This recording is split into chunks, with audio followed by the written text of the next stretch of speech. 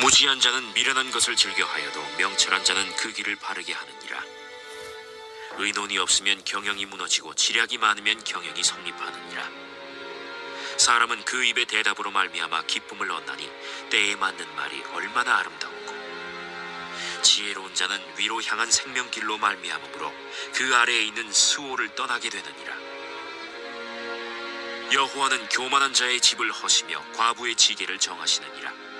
악한 꾀는 여호와께서 미워하시나 선한 말은 정결하니라. 이익을 탐하는 자는 자기 집을 해롭게 하나 뇌물을 싫어하는 자는 살게 되느니라. 의인의 마음은 대답할 말을 깊이 생각하여도 악인의 입은 악을 쏟느니라. 오늘도 어제에 이어서 언어 생활에 관한 주제로 오늘 본문을 살펴보겠습니다. 특별히 우리가 23절, 26절, 28절은 언어 생활 중에서 대답에 관한 솔로몬의 지혜를 엿볼 수가 있죠. 지혜로운 대답은 무엇인가? 솔로몬은 크게 세 가지 키포인트를 우리에게 알려줍니다. 첫째는 투명한 대답, 두 번째는 때에 맞는 대답, 세 번째는 신중한 대답.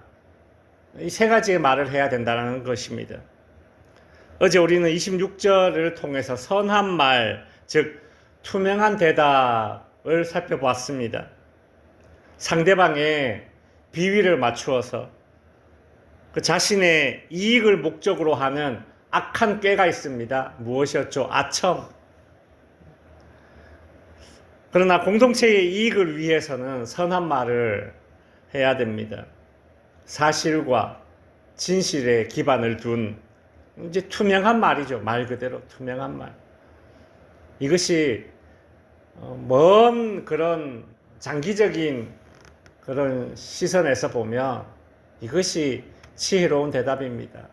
순간적으로 눈 가리고 아웅하는 식의 대답이 아니라 어떤 자신의 이익을 목적으로 하는 아첨하는 대답이 아니라 진실과 사실에 기반을 둔 투명한 대답을 해야 되는 것입니다.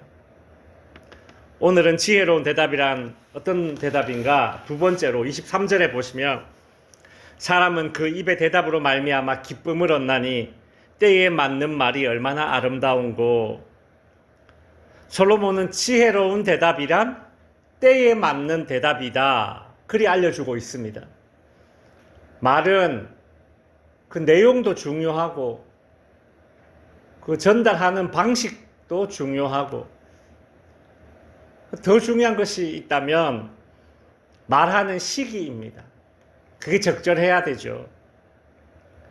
근데 사실 말해야 될 그 적절한 시기를 맞추는 것이 쉽지 않습니다.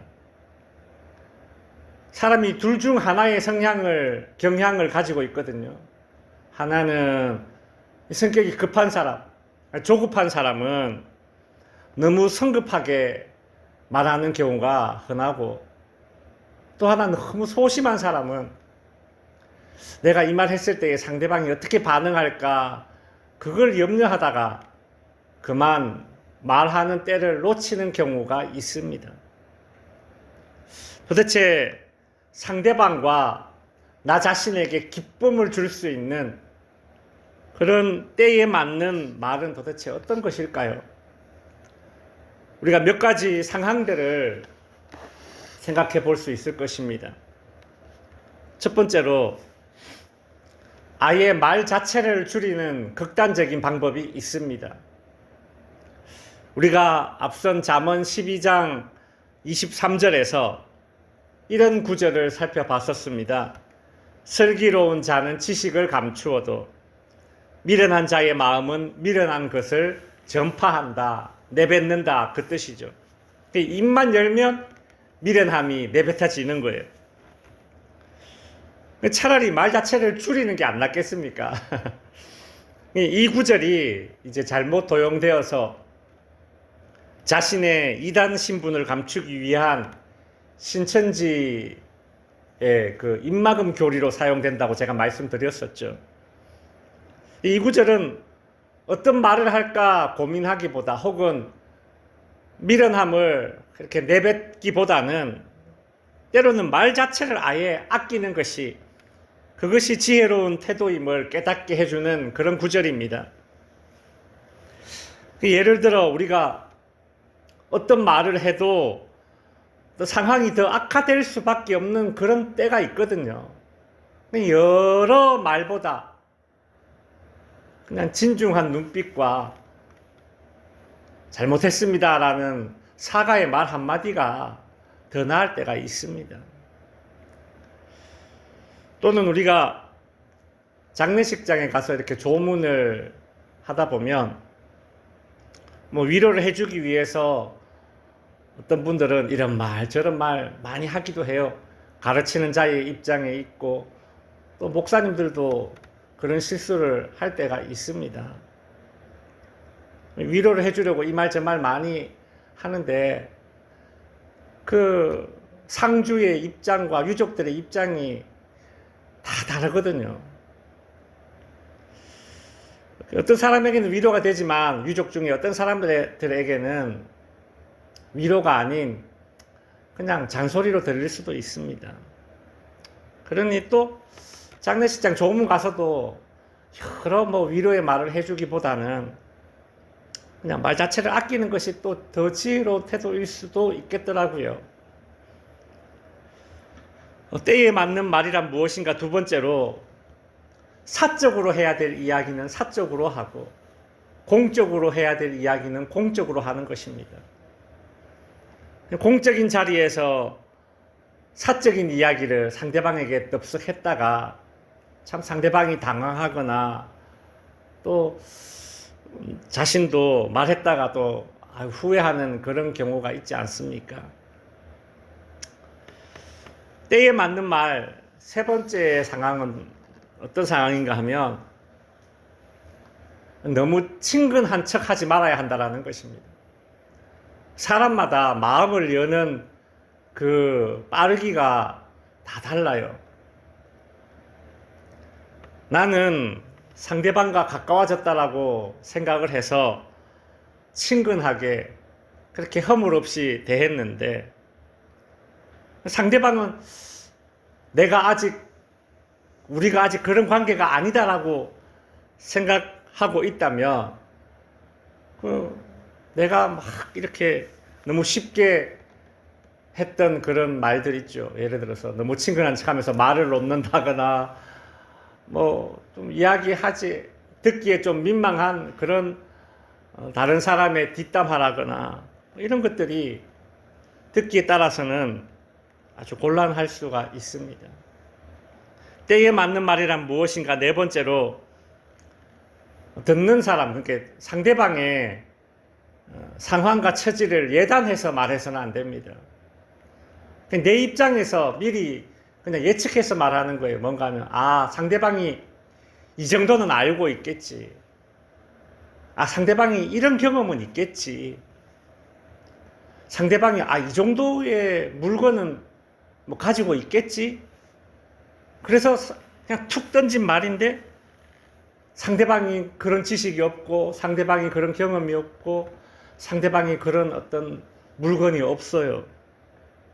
그러면 상대방은 당황하고 위축되겠죠. 때에 맞는 말이란 이런 여러 상황들을 우리가 생각해 볼 수 있는 것이죠. 이어서 솔로몬이 강조하는 이제 세 번째 지혜로운 대답입니다.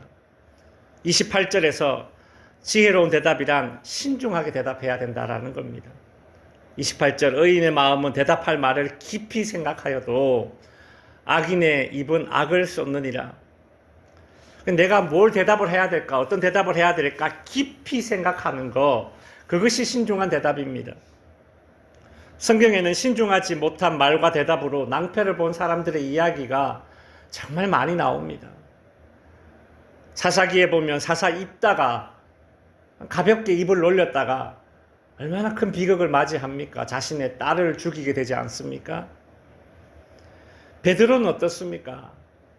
너희가 다 나를 버릴 것이다.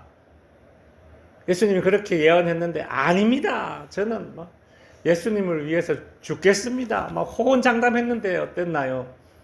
예수님을 3번 저주하고 부인했지 않습니까? 이스라엘 백성들이 광야에서 물이 없다고 모세에게 원망할 때 모세가 이스라엘 백성들에게 물론 원망하는 것 자체가 잘못이지만 그들을 향해서 반역자라는 말을 하면서 반석을 2번 내리치지 않습니까? 그의 분노를 쏟은 것이죠. 그래서 결국 모세는 그 일로 인해서 가나안 땅에 들어가지 못합니다. 가나안 땅 입구에서 그 가나안 땅을 바라보고 그의 삶을 마감하게 되죠. 또 사울 왕은 어떻습니까? 전쟁 중에서 막 금식을 선포해서 그 군인들이 허기해져서 이제 시체를 뒤져서 먹을 것을 이제 꿀을 찾아 먹는 그런 어떤 율법을 어기는 상황을 이제 연출하게 되죠. 이 사람들의 공통점, 신중하지 못한 말과 신중하지 못한 대답으로서 자신에게뿐만 아니라 여러 사람에게, 상대방에게 아픔을 주고 상처를 주었다라는 그런 공통점이 있지 않습니까? 말씀을 정리합니다. 우리는 때에 맞지 않게 말할 때도 참 많고 또 신중하지 못한 대답을 할 때도 많습니다. 그렇기 때문에라도 우리는 더더욱이 단 한 번도 말 실수를 하지 않으신, 즉 때에 맞지 않은 말을 하신 적이 없는 우리 주님께 우리는 기도로 간구해야 합니다.